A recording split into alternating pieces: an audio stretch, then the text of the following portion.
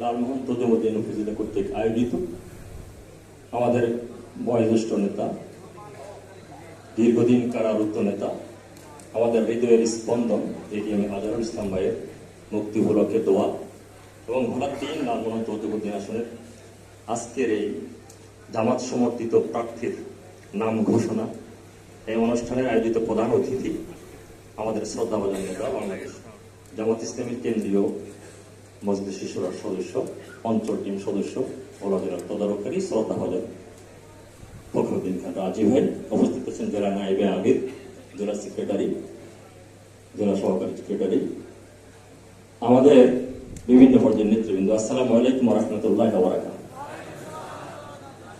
এতদিন আমরা লালমোহন উপজেলার নেতৃবৃন্দ একটা দায়বদ্ধতার মধ্যে ছিলাম, যেখানে আমরা উপস্থিত হয়েছি। আপনারা আমাদেরকে বলছেন আপনারা ব্যর্থ, অযোগ্য, কারণ লালমোহনের আশেপাশের সব আসনগুলোতে সংসদ সদস্যদের নাম ঘোষণা হয়েছে, আমাদের লালমোহনেরটা কেন হয় না?